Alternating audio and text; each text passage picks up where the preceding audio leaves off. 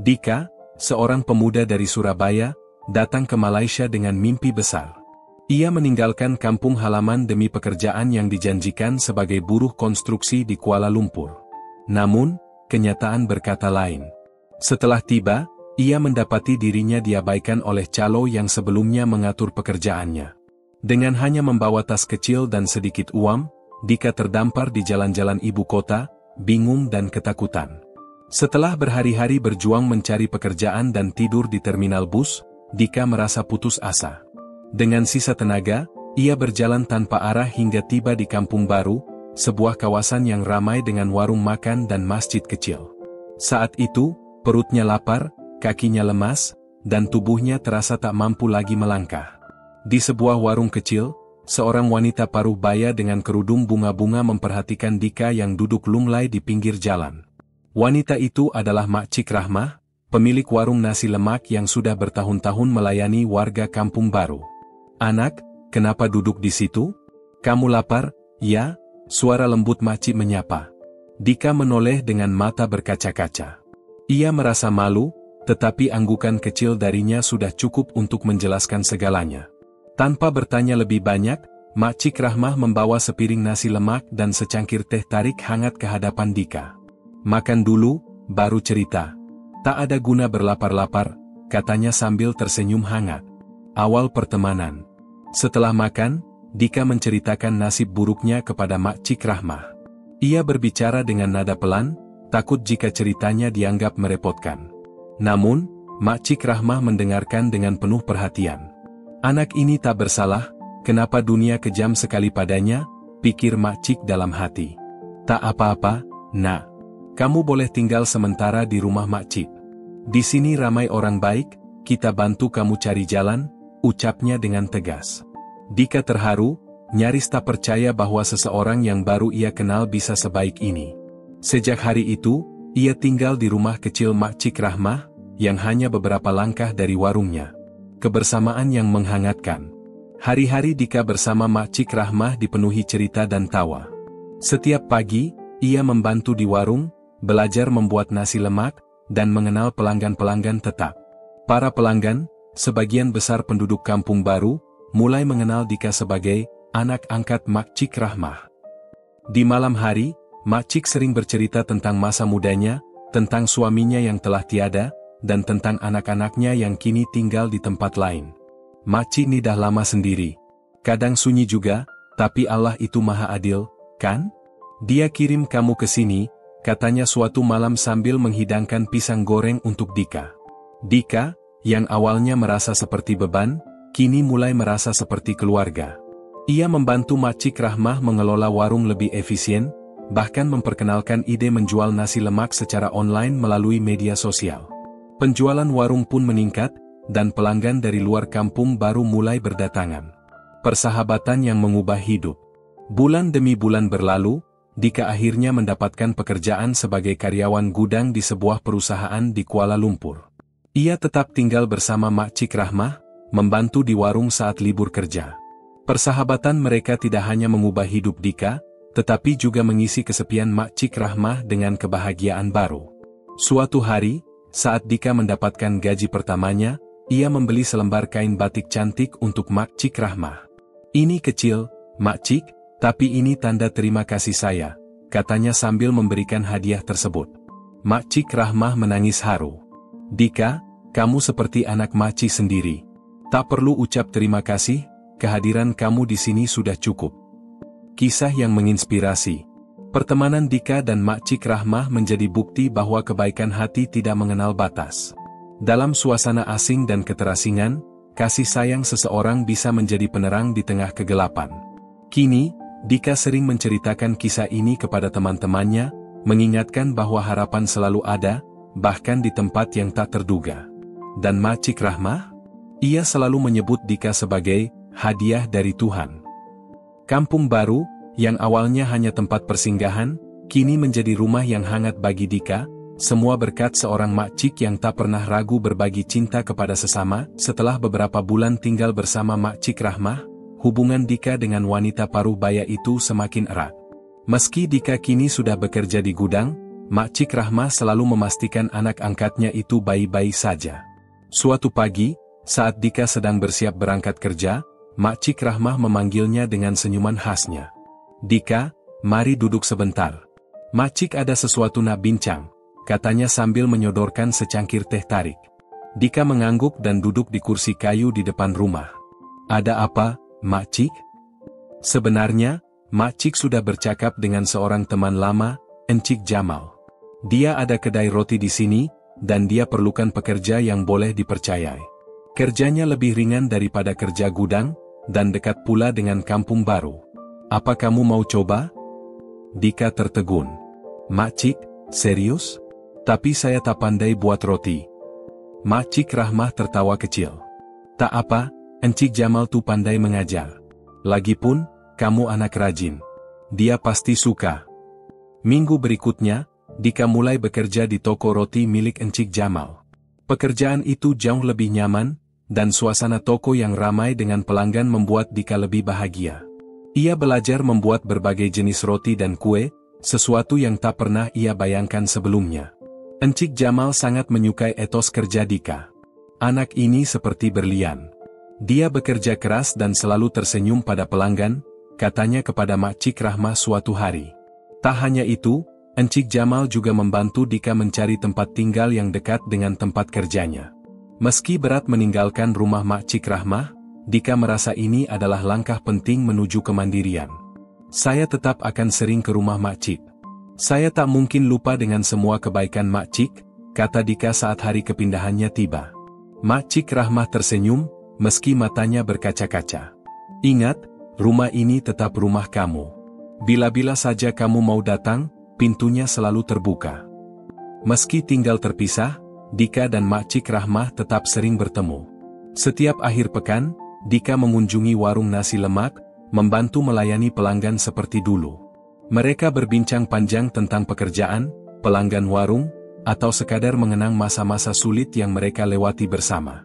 Dika juga sering membawa roti dan kue yang ia buat sendiri untuk Mak Cik Rahmah. "Mak Cik, ini roti yang saya buat tadi pagi. Coba, enak tak?" Mak Cik Rahmah tertawa. "Kamu makin hebat, Dika. Kalau terus begini, nanti bisa buka toko roti sendiri." Tak jarang, mereka makan malam bersama, menikmati masakan sederhana sambil berbagi cerita. Kampung baru, dengan kehangatan warganya, menjadi saksi persahabatan yang tetap mesra di tengah kehidupan yang terus berjalan. Suatu hari, Encik Jamal menawarkan Dika posisi yang lebih tinggi di tokonya, mengelola seluruh operasional. Dika merasa ragu, tetapi Mak Cik Rahmah memberikan dorongan. "Jangan takut, Nak. Kamu layak mendapatkan hal baik ini. Tuhan selalu memberikan yang terbaik pada mereka yang mau berusaha." Dika akhirnya menerima tawaran itu, dan pekerjaannya pun semakin stabil. Dengan gaji yang cukup, ia mulai mengirim uang ke keluarganya di Surabaya. Tak hanya itu, Dika juga menyisihkan sebagian uangnya untuk membantu Mak Cik Rahmah memperbaiki warung yang mulai usang. "Ini bukan balasan, Mak Cik. Ini hanya sedikit dari apa yang sudah Mak Cik berikan pada saya," kata Dika saat memberikan uang itu. Mak Cik Rahmah hanya bisa memeluk Dika dengan penuh haru. "Kamu ini memang anak Mak Cik yang luar biasa. Mak Cik bangga sekali." Dika dan Mak Cik Rahmah terus menjaga persahabatan mereka. Setiap kali ada waktu luang, Dika membantu di warung, atau mereka pergi bersama ke pasar malam di sekitar kampung baru. Mak Cik Rahmah, dengan kehangatan dan kebijaksanaannya, menjadi sosok ibu yang Dika temukan di tanah rantau. Bagi Dika, hidup di Malaysia awalnya penuh dengan kesulitan, tetapi Tuhan mempertemukannya dengan seseorang yang tidak hanya memberinya tempat tinggal, tetapi juga kasih sayang seperti keluarga sendiri. Dan bagi Mak Cik Rahmah, kehadiran Dika membawa kebahagiaan yang sudah lama ia rindukan, mengisi kesepian dalam hidupnya dengan tawa dan cerita baru. Kisah ini mengingatkan kita bahwa pertemanan sejati bisa tumbuh di mana saja, bahkan di tengah kesulitan. Dika dan Mak Cik Rahmah adalah bukti bahwa hati yang baik mampu mengubah hidup seseorang menjadi lebih bermakna. Hari itu adalah momen yang spesial bagi Dika.